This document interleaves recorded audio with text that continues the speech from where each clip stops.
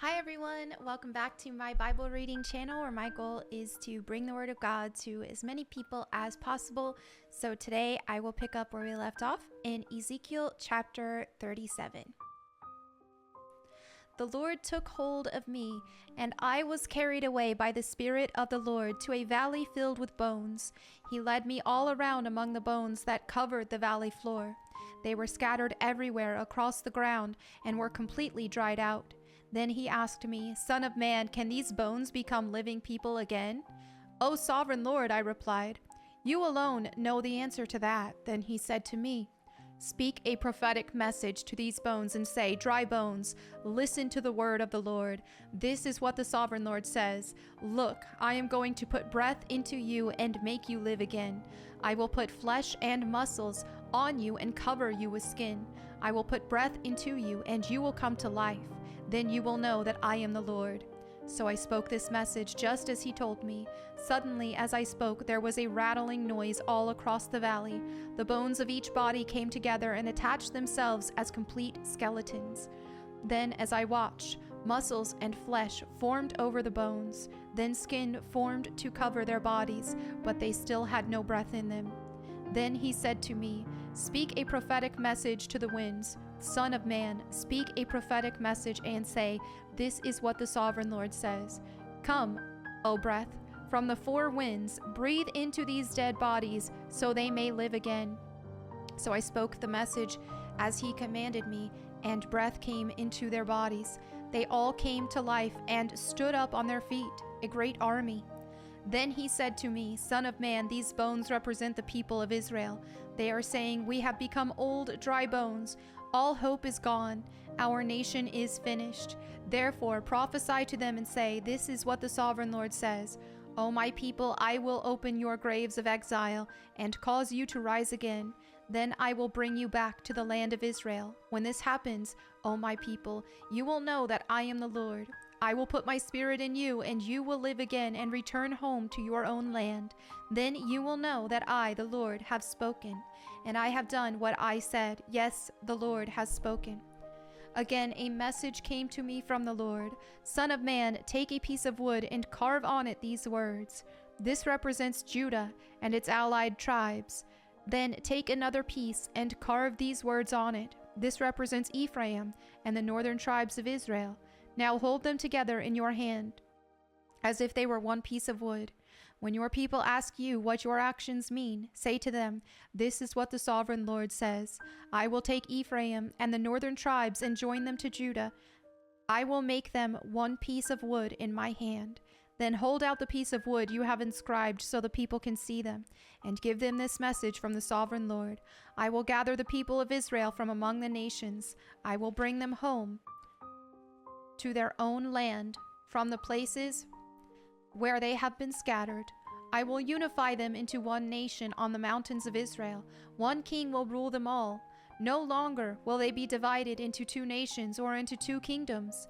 They will never again pollute themselves with their idols and vile images and rebellion, for I will save them from their sinful apostasy. I will cleanse them. Then they will truly be my people, and I will be their God. My servant David will be their king, and they will have only one shepherd. They will obey my regulations and be careful to keep my decrees. They will live in the land I gave my servant Jacob, the land where their ancestors lived. They and their children and their grandchildren after them will live there forever, generation after generation, and my servant David will be their prince forever. And I will make a covenant of peace with them, an everlasting covenant. I will give them their land and increase their numbers, and I will put my temple among them forever. I will make my home among them. I will be their God, and they will be my people. And when my temple is among them forever, the nations will know that I am the Lord who makes Israel holy. Ezekiel chapter 38. This is another message that came to me from the Lord. "Son of man, turn and face Gog, the land of Magog, the prince who rules over the nations of Meshech and Tubal, and prophesy against him. Give him this message from the sovereign Lord. Gog, I am your enemy.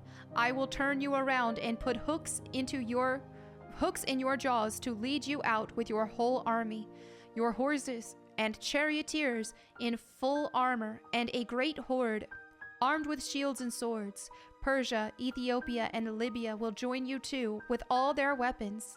Gomer and all its armies will also join you, along with the armies of Beth Togarmah from the distant north, and many others. Get ready, be prepared. Keep all the armies around you mobilized, and take command of them. A long time from now, you will be called into action.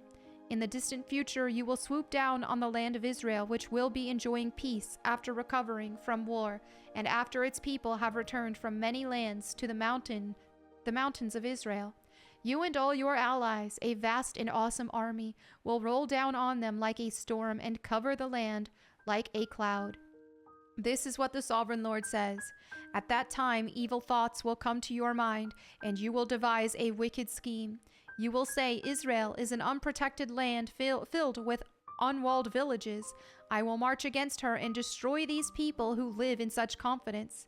I will go to those formerly desolate cities that are now filled with people who have returned from exile in many nations. I don't remember if I started Ezekiel 38. I will capture vast amounts of plunder, for the people are rich with livestock and other possessions now.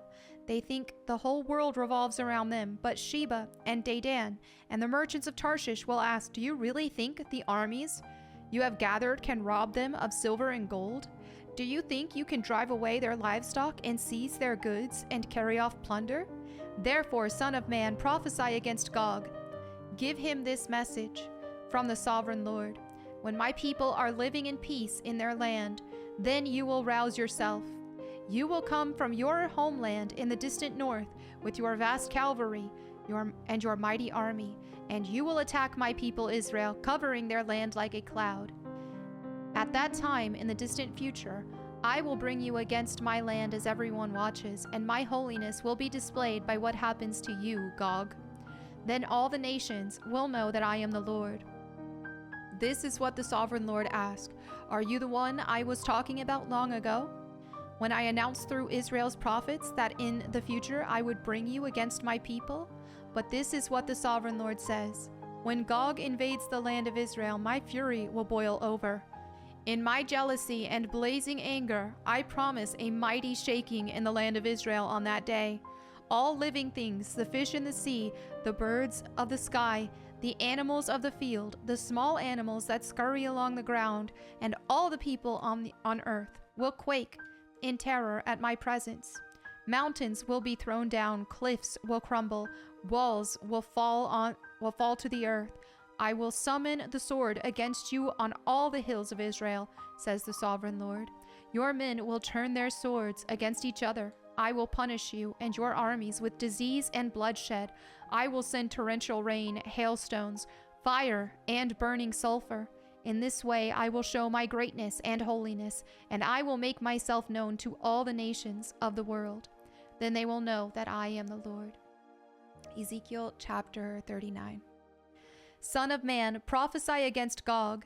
Give him this message from the Sovereign Lord. I am your enemy, O Gog, ruler of the nations of Meshech and Tubal. I will turn you around and drive you toward the mountains of Israel, bringing you from the distant north.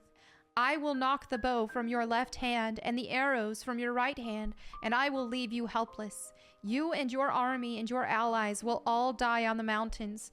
I will feed you to the vultures and wild animals. You will fall in the open fields, for I have spoken, says the Sovereign Lord.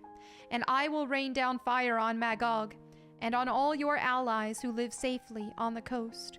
Then they will know that I am the Lord. In this way, I will make known my holy name among my people of Israel. I will not let anyone bring shame on it. And the nations too will know that I am the Lord, the Holy One of Israel. That day of judgment will come, says the Sovereign Lord. Everything will happen just as I have declared it.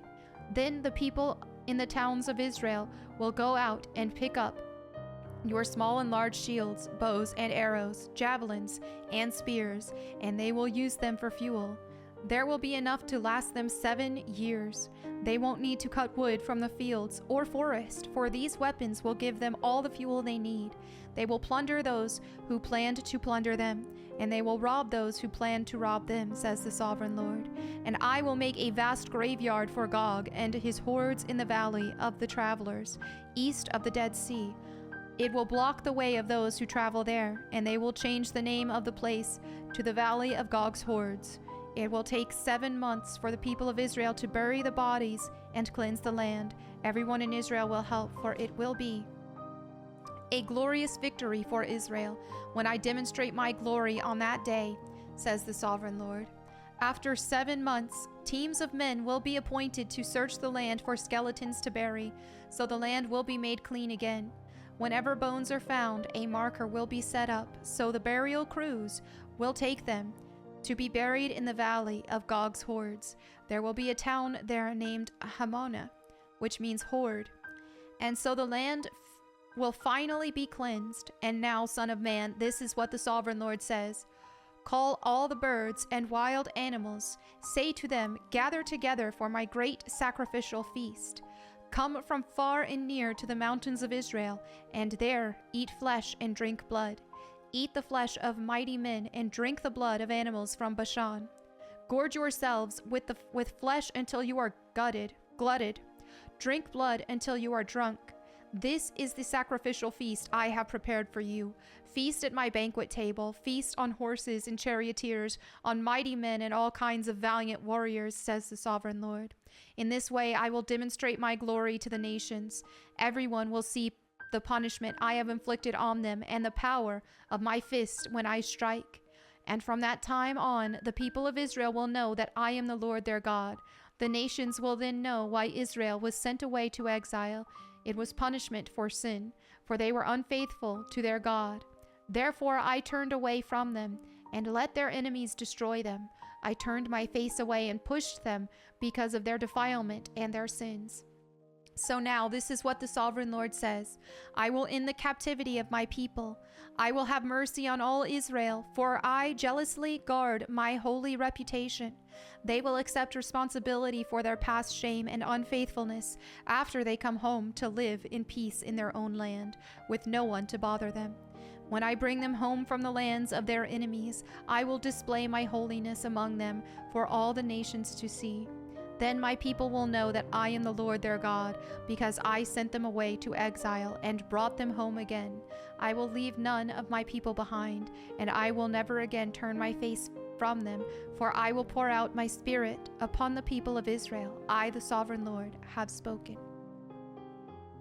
And there you have it for today's Bible reading. Thank you all so much for your fellowship. As always, if you have any prayer requests, feel free to leave those in the comments below so that myself, my prayer team, or anyone who reads them can pray for you. Thank you all again. I'll see you tomorrow. God bless and goodbye.